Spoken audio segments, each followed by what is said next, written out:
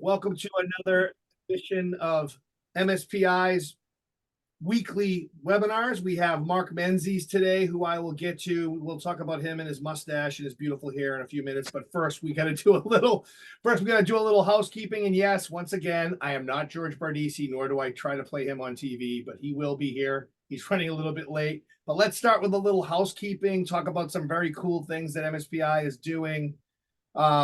If I can find them, there we go. All right. And Marc has these things close to near and dear to his heart too. So first up is MSP Community Minds. These are events that are completely educational. You can see folks like Marc Menzies on the panel who come in and actually talk a lot about what's going on in their world and actually educating each other. No sales pitches, just a complete educational event. The next one, September 25th and 26th in Denver, Colorado. Make sure you register. These are can't miss events. You've been talking so much about how much you want real educational events, and here they are. So make sure you get out there and be a part of these. They're really cool events. You're going to see a lot of cool people. You're going to get to a lot of real good nuggets for your business. Make sure you make it. And then, of course, there's the block parties, which is the fun part of all these things. The next one coming up is the PAX 8 Beyond Party in Denver. That's just next week, Marc. Are you going to be out there? I am. I'm really excited about it. Nice. Awesome. We'll talk about that a little bit. If you want to find out about other parties that are going on, just click on the MSP Initiative website and go to Community Block Party, and you'll see that they are everywhere. They're at DattoCon Europe in Dublin, Ireland, where Jen will be at.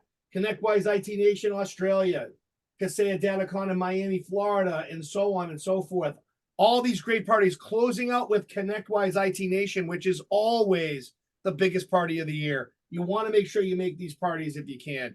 So everything here is recorded, and you can find them all on the MSP Initiative website. You can find them in any form that you like to listen to them. Lots of cool stuff. Make sure you check in on these things. And again, I'm trying to find my way back, Marc, because, multiple screens, it just takes everything away and spreads them out. Here we are. Right. You tend to wander and do stuff. I get it. I do. I'm sorry. I was looking at someone. No, I couldn't say that. I can't find someone much more handsome than you. There you go. So our guest today is Marc Menzies, a gentleman who I've known for quite some time. So I really do feel honored to kind of pop on here and start the show off with Marc. Marc, why don't you start by introducing yourself, and actually not just your basic introduction. Talk about like how you started and where you ended up now, because it's really interesting to me, the jump that you've made into real cybersecurity knowledge and learning and education. So, start from the beginning, but I really want you to roll into the stuff you're doing now. Gotcha. So my parents met in high school. No, I'm just kidding. So Marc Menzies, Overview Technology Solutions. I'm a CISSP, ISSMP, and CMMC certified assessor. So how did I get into this? So I own a company called Overview Technology Solutions. We're based out of Ronkonkoma, New York, which is on Long Island, and also out of Fort Wayne, Indiana. That's a story for another day. But so how did I get into this? So I was one of those kids that was good with computers in high school type of thing, and just decided to when I was in college, helping some small business customers, things like that, anybody who would give me $1. And one day I was sitting down and I said, I wonder how hard it is to incorporate. And as it turns out, not that difficult. They'll let anybody do it. So, incorporated in the state of New York, formed a little LLC, and then started doing computer repair and such. This is at the end of 2009. And, just eventually got to the point where, we opened up a small little office, then, bought a small computer repair shop that was in a prominent area, got some business customers out of that, closed the shop down in the end of 2014, then really started focusing more on the SMB and business and such. In 2016 or so, I started studying for my CISSP because I felt like I was a young person and I felt like no one was really taking me seriously when I was having, trying to have security conversations. And I also didn't have,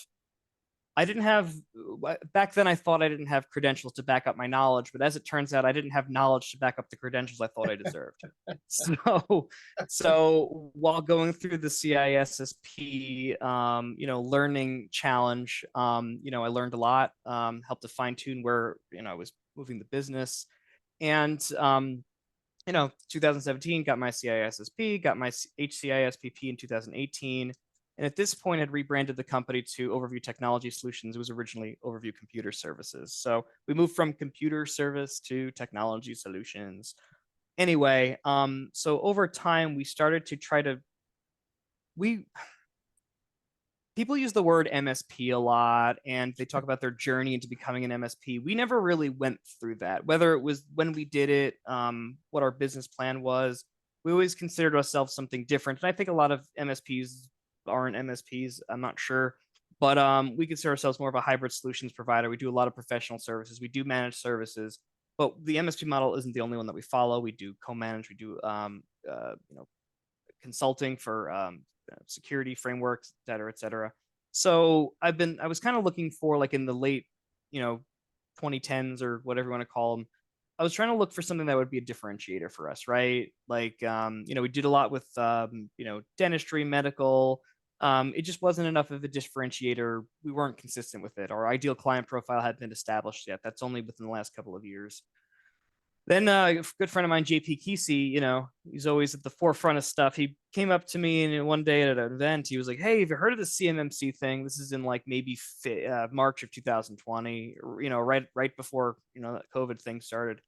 And I was like, "No, I haven't." He's like, "You should look into it." So anyway, I did. I did a deep dive, and I was like, "Hey, this whole like government subcontractor needing to be adherent to certain policies that nobody's really doing yet sounds like our chance to like kind of get in there and have this become a differentiator."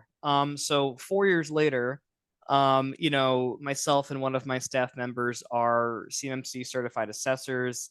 We've really started to get some of the market, especially on the MSP side for manufacturers and other DoD subcontractors.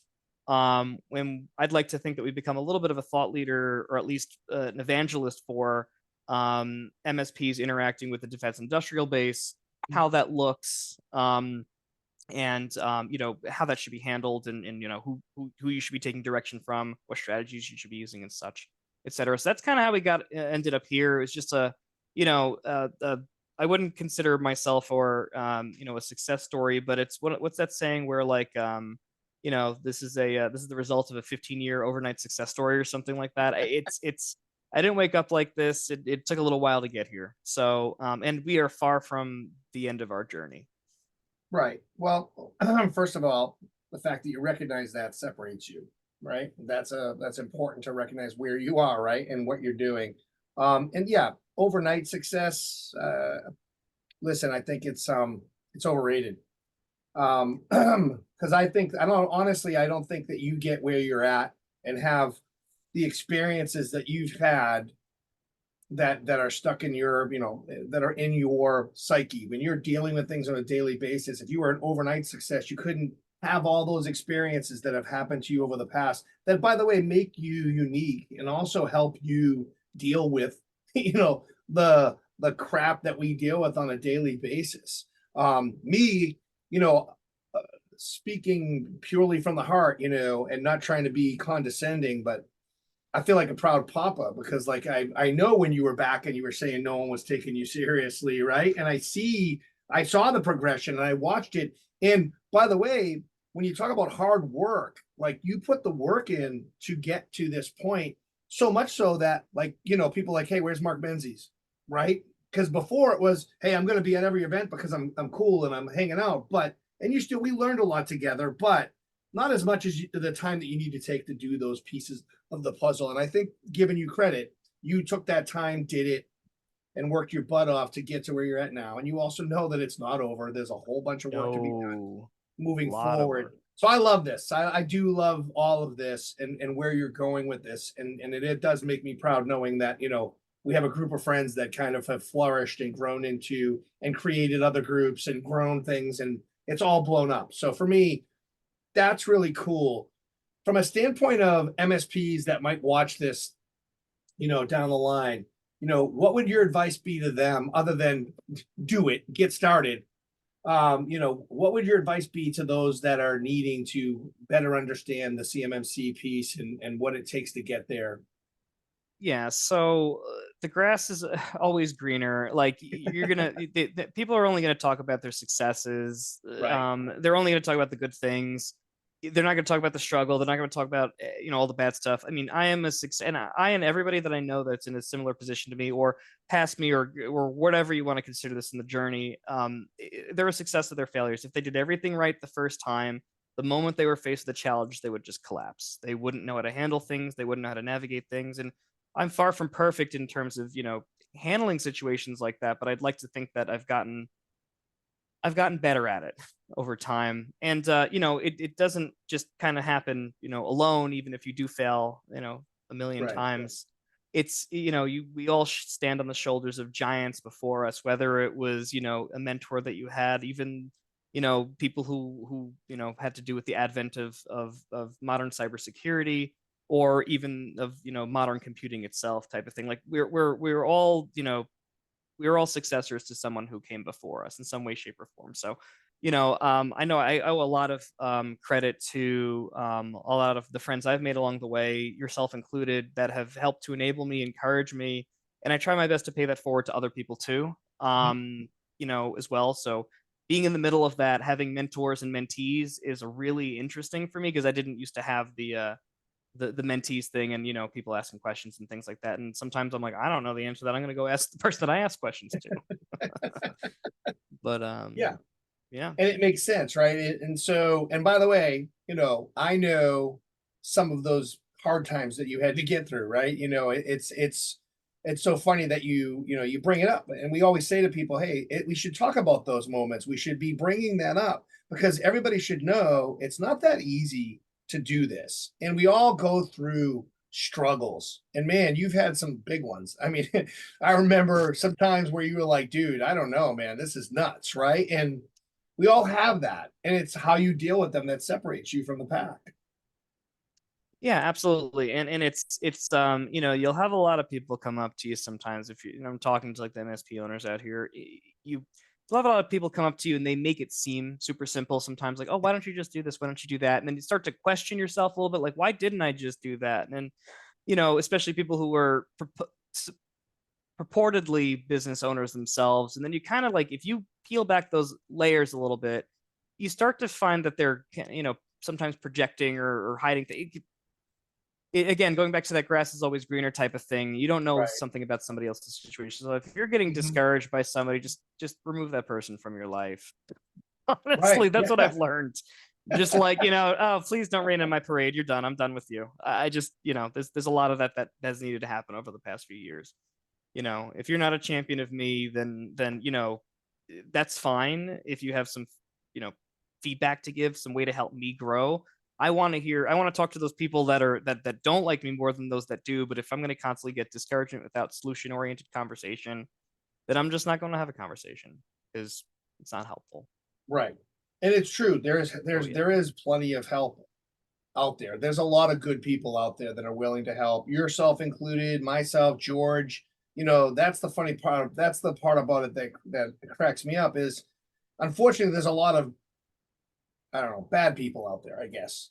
People that are, and we don't know what they're going through. Maybe they're not bad. Maybe they're just misguided.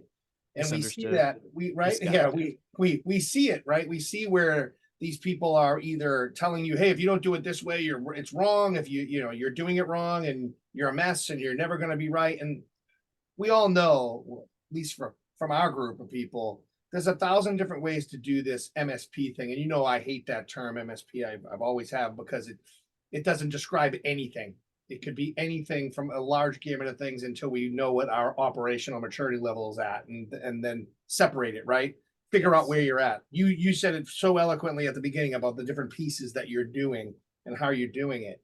But there are good people out there, and find your people, find the people that mesh with you, raise you up, and make you better, and stay around those types of people. There's just no room for negativity and bringing people down, and you can do this job differently. It doesn't have to be done any one way. So I love that you said that, Mark, initially, is that, hey, this is what we did. And by the way, we tried dental, we tried this, right? You gotta work through it until you find where you need what your niche is. Exactly. And sometimes it comes down to timing. Sometimes you're early to the market, sometimes late to the market. We were early to the market with CMMC, I'd argue. And because of that and how, the government moves at the speed of hurry up and wait, it's been a lot of like, are we sure, do we want to do this now? Do we want to do this later? And, we've kind of put some of our plans on pause and have recently reanimated some of them because of new news. But I want to go back to something that you said, be around people that raise you up. So like, we've all had challenges and such. And I've formed a group of friends of mine called the Tech Degenerates, and where we do a whole bunch of stuff. And it's not just a dozen or so; it's a whole community of people, and like. But some of the people that started that with me, we had an offsite together a few months ago back in November, and I was going through some tough times business wise, and had a lot of things going on, and it was just I had just moved to Fort Wayne, and there was just it was everything at the same time all at once. And with two small kids, it becomes challenging to like even like you know put your pants on in the morning sometimes without like everything just crashing in at the same time. And I wouldn't call it an intervention as much as an intervention. I'm Yeah. there with a dozen of my closest colleagues, and they basically said, hey, how are we gonna get you back on the rails? How are we gonna get your company back on track? So between my interactions with like Paul Vetter, getting me involved in like the 75 hard thing for my own mental well-being and health and physical health and things like that. In between December, January, February, where I like lost 30 pounds and I feel amazing physically and mentally. And then everyone encouraged me to do like things like the EOS process. So like Martin Perkins is like constant involvement with helping us run EOS meetings. Dawn Sizer and I meet weekly, and everybody else in that group just always being a huge proponent. Seth, everybody else, like, I never felt like I was truly alone. And even when I wanted to pick up the phone when I was like feeling like weak or whatever, I wouldn't call and complain. I would call and say, hey, I just need to talk to a friend right now, because I knew Yeah. that they were dealing with the same stuff that I was, and I was just able to just like not complain, because I know the answer to most of the problems that I had at that point, right? I know I need to do this. This takes time. I need to find a new team member to do this. That takes time. I have to train somebody, write policies, for somebody to do that. That takes time. So being overwhelmed about it doesn't really help if you're just complaining about it. Sometimes it'll be an organic conversation of, hey, what are you doing this weekend? Oh, you're going to this, whiskey tasting or this or that. Oh, that's interesting. Oh, how you doing? I'm doing fine. Struggling with this a little bit, but I know what I need to do next. I just needed a quick break and just need to talk to somebody that I know understands the struggle. And sometimes that's all you really need. And sometimes it does need to be in a long form intervention on how to fix an organization. But yeah, that's something that again, talking about rising up. I wouldn't be who I am today or without a lot of the people that have brought me along the way, yourself included. So, yeah. Well, I appreciate that little tear in the eye here. A That's all little right. tear.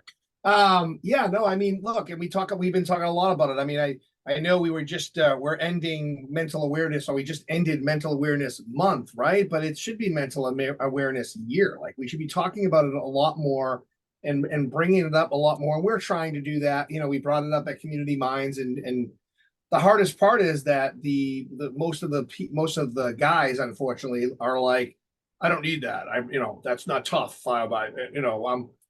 I'm gonna pull my pants up and do this all by myself, and I'm a guy. Ha ha ha. And it's like, yeah, dude, I know that, but you know what? Being vulnerable allows you to get to the next level and allows you to get past a whole lot of those problems. And that's the struggle, is saying, hey, we're not talking about mental health, but we are, right?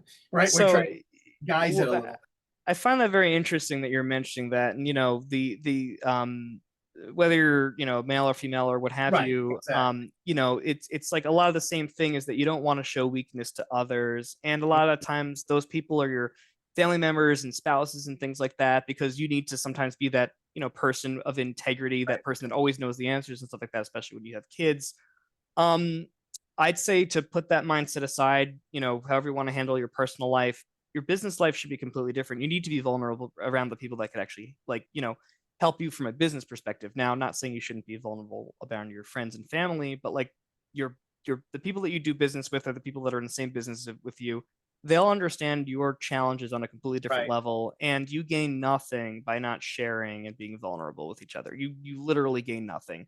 if anything, you'll seem cold and distant at conferences, and no one will want to talk to you. No one will want to Yeah. interact with you. No one will want to refer work to you if you're not personable and able to share some of the struggles that you have. Yeah, You know, I 100% agree. And yes, that mental health affects, everybody. I just bring up the men because of the fact that we watched it happen, right? I know you heard about the event. Des did a conversation about this very subject, and 90% of the people in the room were female, which is weird because 90% of the people at the event were men mm-hmm. who could Yeah, use that conversation. And Des crushed it. She did a great job. But the people that yeah. needed to be in that room, not all of them were in there. So that's why I point to that, because it's like, okay, you see that and it mentions mental health. Oh, I don't need that. Everybody needs it. Everybody should have at least a conversation, especially entrepreneurs, MSPs, people who own businesses. There's so much of a struggle. And think about it. And you know this because you've been through it a bunch of times. You have your employees to take care of, you have the vendors to deal with, you have your family to take care of. So it all rests on your shoulders. And there's got to be a place where you can break off a little bit. Like you said, reach out to a friend and have a conversation that makes you feel a little bit better and kind of come out of that funk. I don't know how. I never thought about it when I was younger because I was in a different generation. And as I come up through this, man, I don't know how I'd get through some of the shit we do without talking to you guys. And it doesn't, like you said, you just say something funny to me and you broke the ice, and it's made me feel a little bit better, and boom, you don't even know how much that helps when you have that conversation and you're already feeling like, hey, I don't have all this other crap to deal with. Mark just made me laugh at something pretty funny, probably about me or him or whatever, right? But it took me away from that for just that moment. And then build on that, have conversations, talk about the things that are happening. Because when you don't, that's when that stress builds up and just causes so many crazy, again, it affects your physical health, it affects everything. So I think that, like, because you made a statement like, oh, I'm in the generation that doesn't X or Y or Z, and Right. I don't know how I would have without X or Y or Z. I don't fully agree with your perspective on that, because I think that you've probably, as many people, before you or that will come after me, you'll figure out your own way of dealing with stress. And I think that nowadays, especially in the last 20 or so years, we like to label stuff.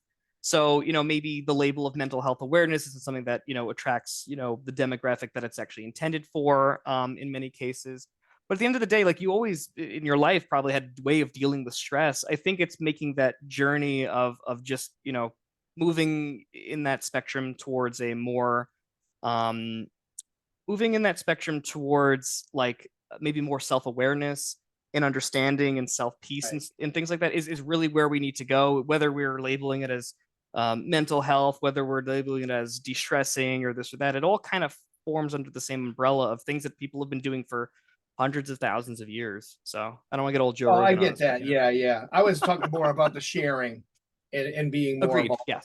The Hmm. vulnerable part of it is something that, like I said, people, hold it in and That's don't true. and don't want to be vulnerable, right? Because that's a sign of not being strong. It's the opposite. The more Yeah. vulnerable you are, the stronger you are. Well, we're in the great communications age. I mean, information for decades has been just available at our fingertips, and now in many great ways where we could have this Zoom call and webinar rather, and just, like, we're just so used to this at this point. 20 years ago, this was mind blowing stuff. Right. So I mean, like, we have to adjust to it, and then just understand that this level of accessibility means that we can share more, and when we share more, we get more intimate, and I think that that's where it's leading, and that's a good thing. Yeah, I agree too. And of course, there's nothing better than being in person, but this just gives us a way to do this in a much better way. I mean, we did it during COVID, right? We had these calls, we had these calls we were doing every Tuesday and Thursday. We had a bunch of people on the call, and one person even said to us, "This is my therapy." Like, being in this call is very therapeutic, right? Because we discuss just about everything. Um, you're right, it's changed the way that we do things and the way we think. It's crazy to think about. And then of course everybody's like, "I'm so sick of screen fatigue. My eyeballs hurt." Get a better monitor. Yeah, you No, get a but better monitor. get a better monitor. Lower your brightness. There's You're 100 ways you can combat that. I have two giant 49-inch monitors and a giant 27 one over there for my email. I'm like, I don't have any screen fatigue. I keep them really low. I keep the ambient light in. I have a lot of light coming in from the outside behind Gonna the do screen. the Like I feel, are you doing the blue screen too, to keep the just the screen light down? What do they call that? oh, the filtering the blue. Like I use Yeah, Lux so yeah, that at night, yeah, so yeah. that, That's yeah, yeah. exactly. I That's mean, the one. if we're talking about that stuff though, it's really funny though. We have, everybody has a laptop. Most people have like a desktop or their home workstation. I gotta tell you, I don't work if I'm not in this room. Like I don't have my laptop out in my house. I'm just sitting in this room getting my work done, and I don't have screen fatigue because when I'm when I'm not in front of these screens, I'm really not looking at a screen. I'm not looking at my laptop. I'm not messing around, 2 in the morning anymore. If I'm still in the office at 2 a.m., yes, I'm in here, but I don't really get that anymore. But I just realized that I used to, but I don't know, you made adjustments and anywho, Nice. yeah. No, that's great. So now, what are the next steps? We talked about the fact that you got here. First of all, for you, what's next? What are the things that you have to do going forward? And then also for the industry, what's going on with the CMMC? We know it gets really crazy, and look at his face. Yeah, he's ready to go. So talk about what's next for you, and then how it interacts with what's next for the industry. Yeah, so going through the whole like EOS process has really helped to like, center, our ideal client profile, our you know, what our internal culture is, our core values, things like that, which has helped to inform on what our next steps as an organization is. So we've figured out our ICP. We've figured that we're going to double down in many ways on our our ICP being involving the defense industrial base. We don't have a specific vertical we deal with, but we deal with a few. And so our next steps are currently going through our we're prepping to have our DIBCAC assessment. We're prepping to have our CMMC level 2 assessment. So we have targeted those out. And I gave a couple talks about this last year about the not disastrous journey, the learning journey that we had on doing something that most MSPs haven't even thought about starting to do, which is like getting CMMC compliant and then trying to become assessors and things like that, and then scoping all of your MSP environment into that. And we didn't quite get to where we wanted to, but at the same time, not many have tried. So Yeah, in the right, country, there's like what 40, 41 or 49 or something like that C3PAOs, which actually can assess, which is what we were trying to go for. There's tens of thousands of technology companies in the country. I mean, right. and we're well on our way. So I'm very proud of my team for the work that they did. I'd argue that one of the biggest failures we had, coming to this about a year ago, was that I thought we had leadership buy-in from me. We didn't have leadership buy-in. I wasn't actually giving the team the resources we needed. I wasn't giving myself the resources I needed. There was a lot of trying to convince myself, oh, we could just wing this, and it's actually not the case. So this is a things like framework implementation internally, especially like with clients. Yes, it will take time, but internally, you'd be surprised at how much more difficult it is because how the soup is made. Right. And sometimes it's harder for the shoemaker's children to not go shoeless. So yeah, those are some of our next steps though. But EOS is helping tremendously. I mean, we finally started our service L10s like today actually. We've been kind of we started with our leadership L10s. We started with full company L10s to kind of get everybody on the same page to introduce into the process. January we started our leadership, and then we added in finance, and then we started one for our just technical for our high security enclave, it's called, which is our CMMC initiative. And then we just started on service, and then we're going to do operations probably in a couple of months. We're just handling it all in leadership now, but we're trying to gradually get into this, canceling other meetings, getting out of our normal habits. It's so our next steps are just like getting our rocks done, Right. moving forward. I mean, we do have things that we want to achieve. We do have them clearly laid out, but at the same time, like it's sometimes you don't know you're at the destination until you're there. We're kind of there. We don't have a lot of our metrics aren't around specific, we need to be at X revenue with X EBITDA by this time and this date. 2024 for us is all about organizational stability, redefining who we are, getting used to how our company is going to run for the next 10 years, after reflecting on the prior 10, 15, what have you years. So we're kind of at a little bit of a teetering point where it could have teetered down, but instead we're teetering up. So Nice. And yeah, is Martin facilitating, or are you? Martin's Martin's yeah Martin. So Martin's facilitating our leadership L10 meetings. Nice. I'm facilitating the rest of them, which I've been told I'm not terrible, so that's good. I would highly recommend that if anybody ever needs someone to step like so, for those that don't do EOS or anything like that, there's a specific format, and I'm sure someone will, there's a lot of nuance to this, but at the high Right. level, there's a fairly standardized way of going through an L10 meeting, and we have we use Shreddy to help support that. Great piece of Great software. program. Oh yeah. And I know at any time I can ask one of a half dozen people, hey, can you run this meeting for me? Because I feel like I need to be a participant, rather than a leader. And Martin helps to do that for our leadership meetings. And I'd be happy to do that for anybody else that needs that same, type of someone to step in and do that. So if anybody ever needs that, let me know. I'm happy to help.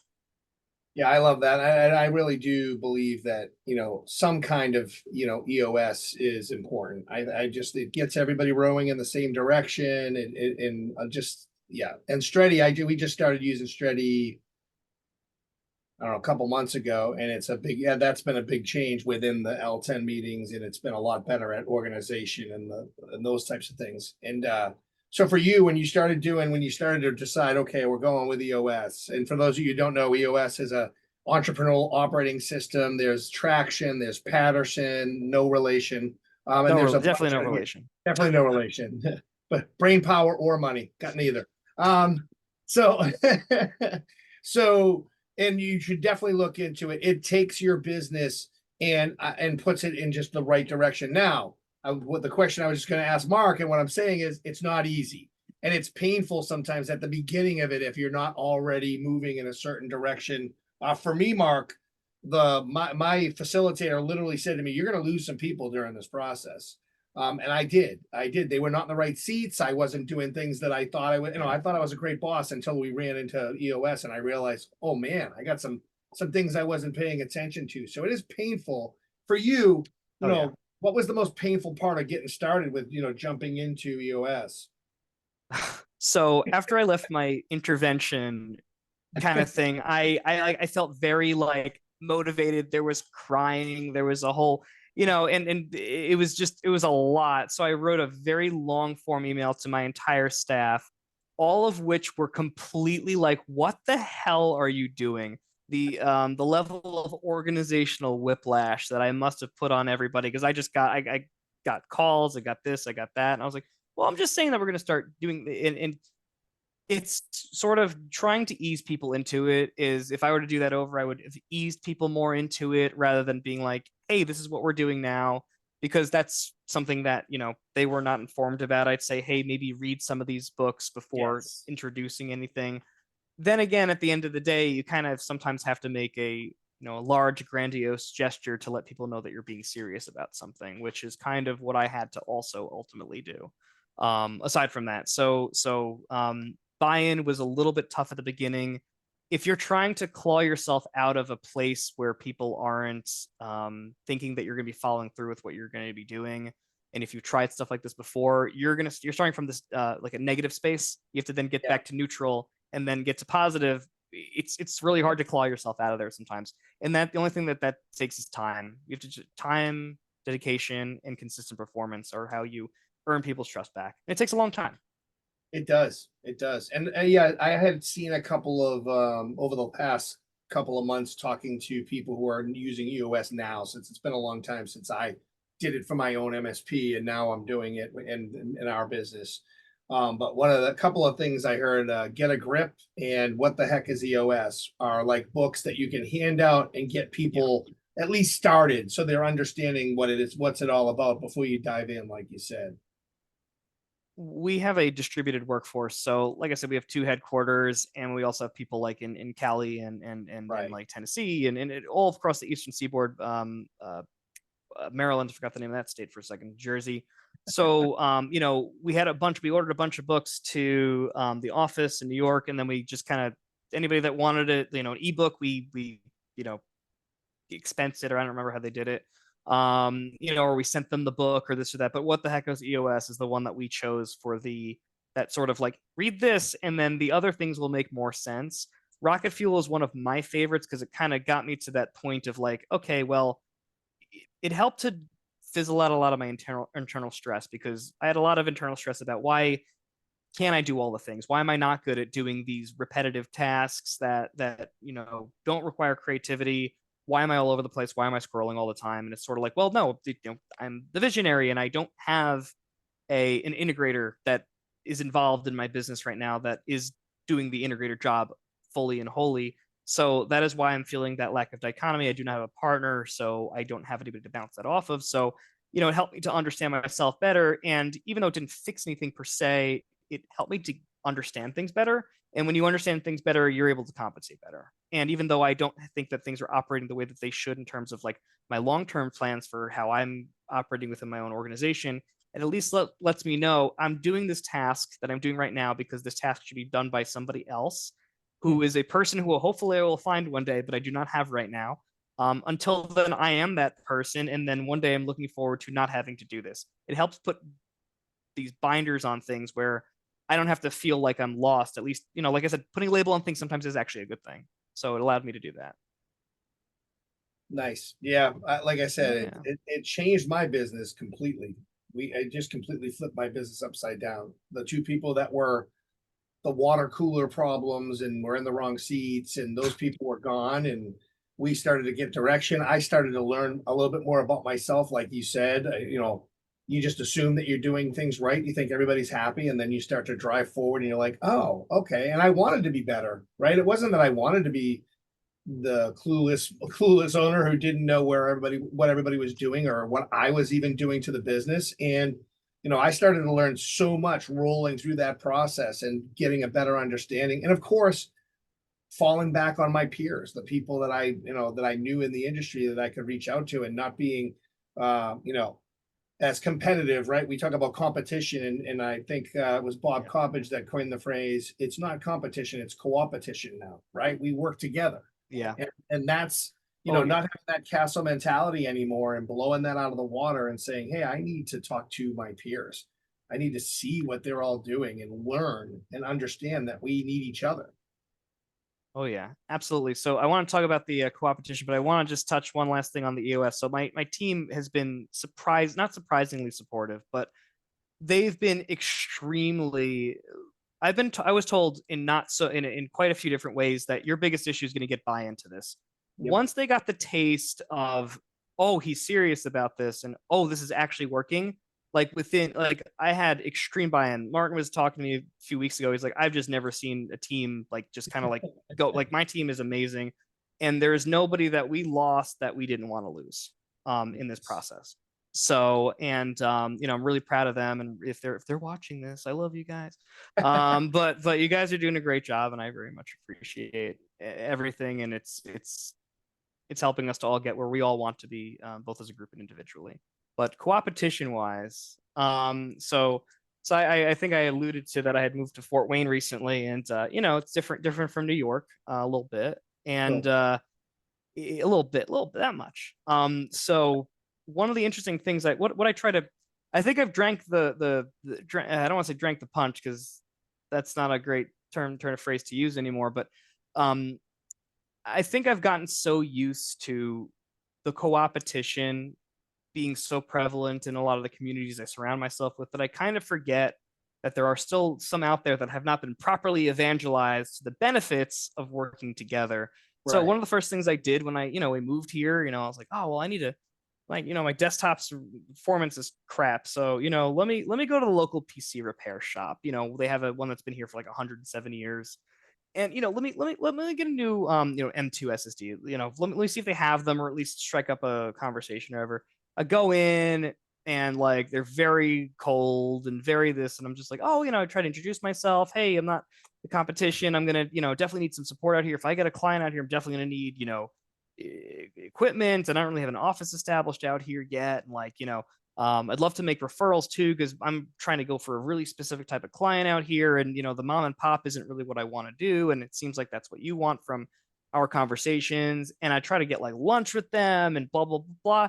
Do not want to be friends with me. They do not want to be Marc's friends.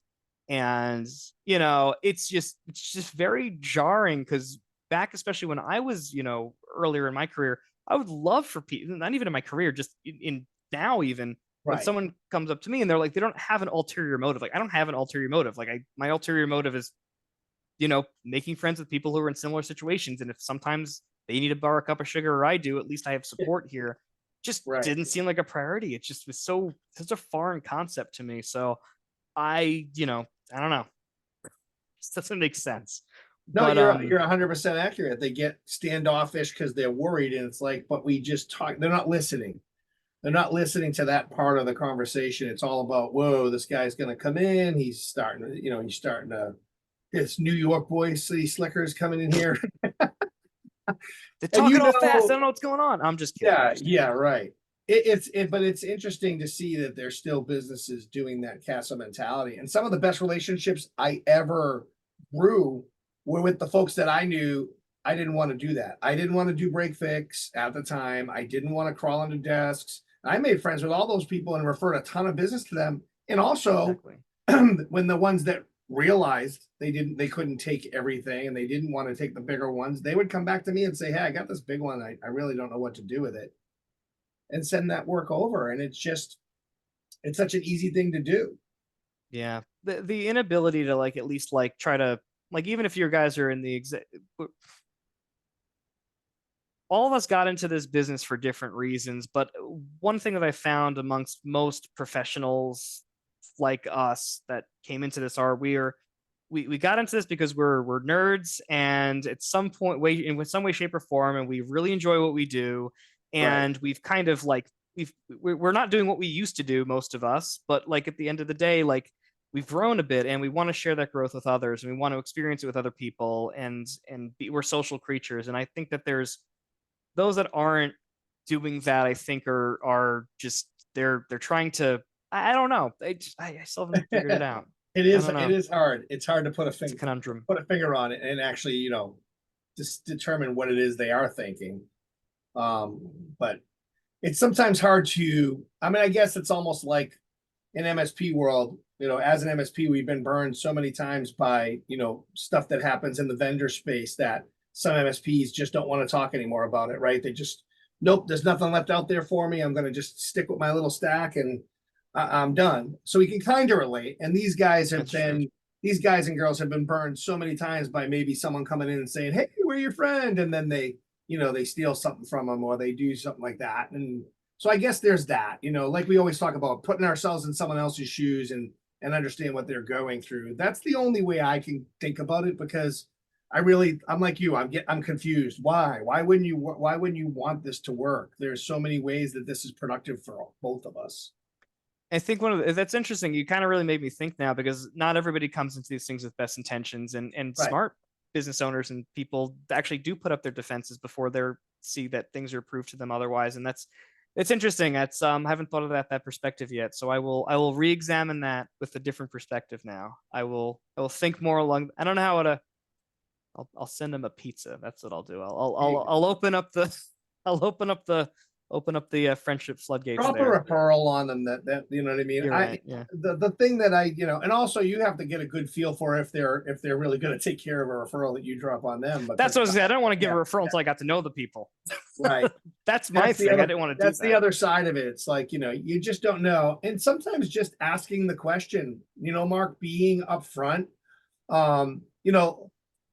kind of a weird thing I picked up over the years, and it works almost every time. I'm sending you emails every week, Marc. I'm trying to get your attention, trying to connect with you, right? I'm sending you emails, and I get no response. I get completely ghosted. My next email to you is going to be what I call the not okay email.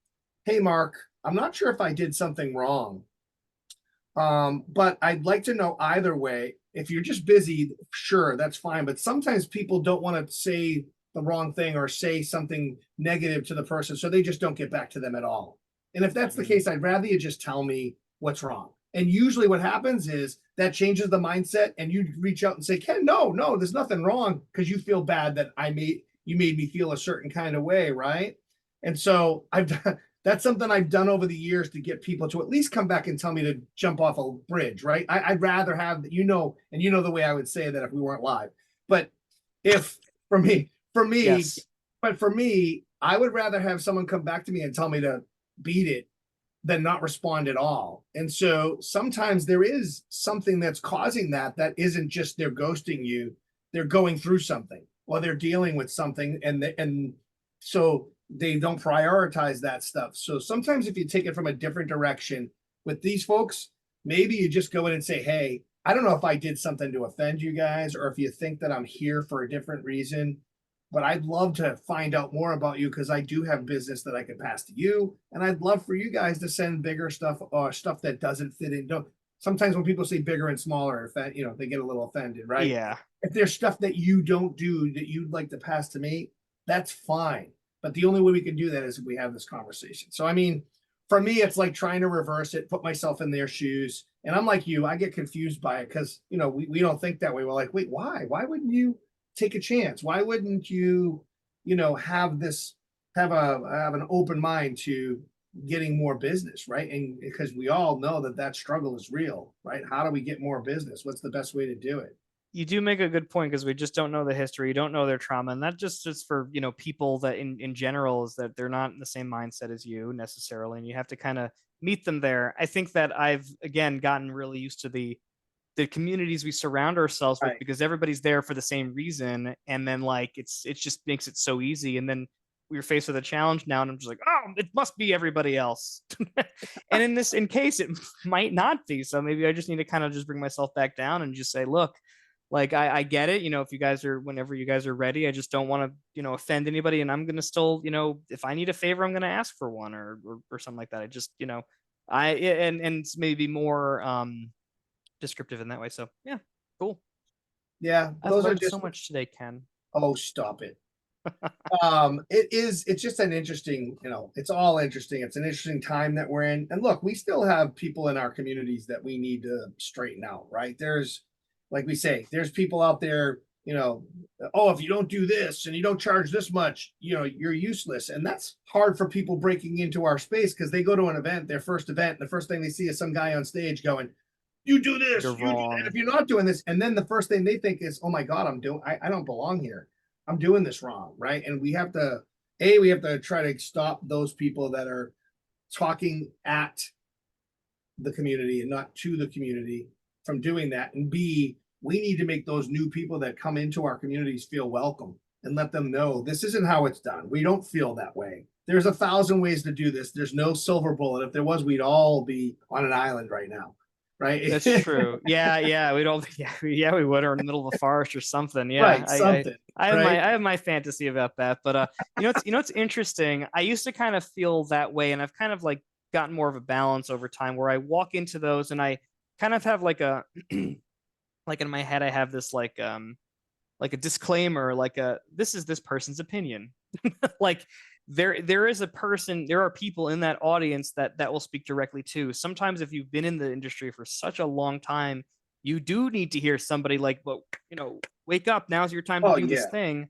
And sometimes that'll hit home with the right people, and at the end of the day, But not what I'm talking about though. I'm I do. talking about hey, if you're not getting $800 per endpoint, you're doing it wrong. It's like, whoa, This what? isn't my yeah, this isn't my This is, opinion. This is yeah, fact, and you this should is feel bad if without, you do not follow this. Yeah. right. And by the way, if it's really that way without even knowing anything about the customer, that's what you're gonna say, right? Like let's roll this back a little bit. Let's teach this the right way, right? It's about finding out who you're selling to, who is your customer, right? Who are you selling to and why? And by the way, stop the selling part of it. We're in a different industry now. We've finally gotten recognized as first responders of the business world. Yeah.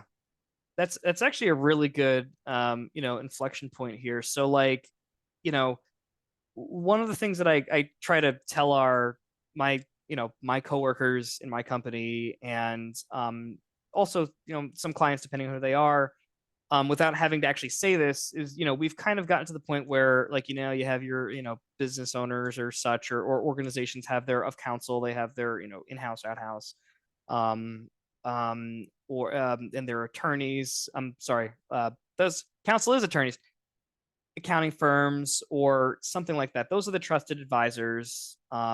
We're kind of in that bucket at this point. Right. And we're in this weird space where, you have an attorney and they went, they're a part of bar association, hopefully. And they went through a very long journey in order to get there. And while there are unethical people in every field, Right. at least, they're qualified unethical. But also at the same time, what do you call a doctor that got all C's in college? Doctor, and so accountants and CPA firms and such like that are the same. We don't have that yet. We don't have that standardization. No. And so, like, you could be getting advice from somebody who is willfully ignorant or just confident and not knowing what they're talking about. And I don't mean that, I use, XYZ product and you use ABC product, and because of that we're different, you're wrong. It's like, no, it's like, oh, do this, you'll pass the assessment. It's just like, no, you won't. You absolutely won't, and you're not going to know until it's way too late. And while we are the trusted advisors, though, we haven't really gotten to that point where we can kind of like thin the herd, as it were. And so I don't know, I want to talk about that a bit, maybe, on, like, what you're seeing out in the community, to make that possible. I know I'm seeing some stuff from CompTIA. What are you seeing out there? Yeah, I mean, not enough. I mean, there's two sides of that, right? And CompTIA always tries to step in and be that. They were advocating for doing something with the government and lobbying for us to actually do our own, set up our own systems, right, to measure MSPs. And obviously that struggle got really, really hard. And I think they saw that it wasn't something they could do as quickly. So now they're in the security trust mark, which I don't know a lot about, but I know the right people are involved. I'm not sure that you're involved. I know Matt Lee's involved, right? I know me and Matt and about 30 other people sit on their so that to me, yeah. I don't need to know anything else. If the right people are involved, then I know it's going in the right direction. My problem is, well, I don't say problem, but the situation is that I think we have way better and a lot more people here in our space than we've had in a long time. And I don't mean to disparage the people that were in this when I started, but I've been doing this a really long time, as you know. And the fights and the battles that I was having back then are somewhat the same, but I have way more soldiers on this side of the fence than we did back then. And I mean that by there's more advocates, there's more people like yourself, the tech degenerates as a whole, the Matt Lees of the world. There's so many more people stepping up and stepping outside of the technology and making it more about community. And that's going to drive it in the right direction. But we still have a long way to go from getting, away from this MSP. Calling it an MSP when you could be anything from break fix to, CMMC, superstar, security, the whole thing. And then now, oh my God, how stupid are we? Now we added another letter, and now we have MSSP. And then emotions. There's a lot of emotions around that one. Right. There's all that conversation goes even with the people that we know, right? That there's people on both sides of that fence. But, first of all, MSSP isn't just by adding a letter, right? That doesn't make you an MSSP. Well, you can't do that in 24 hours by finding one product. What? Oh, we know about those. Yeah, we know about that one, boy. I don't understand that. Anyway. Yeah. So anyway, but yeah, that motion that allows us just to create an acronym and then tie it to a whole entire industry doesn't happen anywhere else. And, I can wake up tomorrow and be a guy who worked at IBM for a few years and then just say, you know what, I'm going to be an MSP. Like you said, it's not that hard to click up and have an LLC started up very quickly. Right. And here I am, KP, MSP with very little experience in the industry, but there's nothing stopping me from joining this. I mean, even a hairdresser, has some kind of license to cut here and we don't.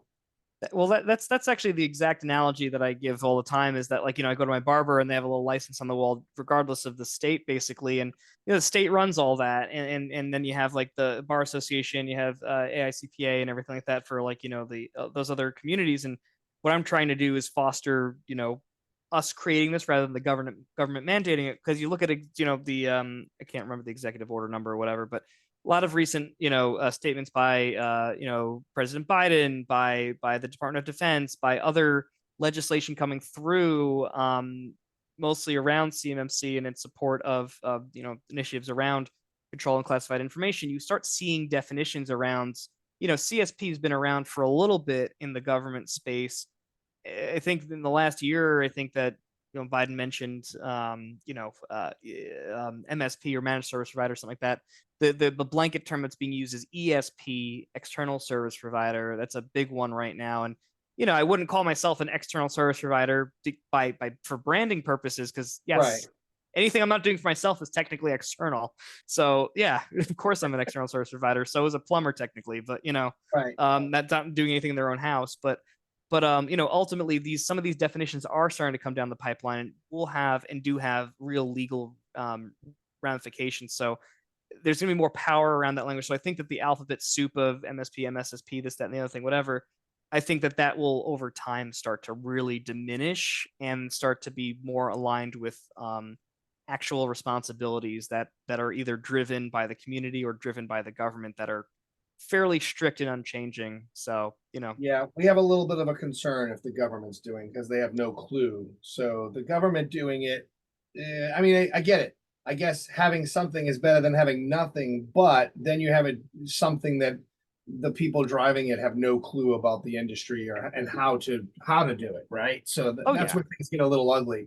Actually, I haven't looked at Louisiana started this though, right? They actually have something in place. they do have some things in place. And I haven't looked into like what's the public stuff recently, like what's publicly out there, because I know things and stuff, and I'm not going to talk too much about it, but like ultimately I know that they're a big leader in this, and there's been a lot of really great meetings with a lot of people that I know that have made a lot of great strides there. And I know that Louisiana is a leader in managed services. They're allowed to be number one in something. They're allowed to be number one in something.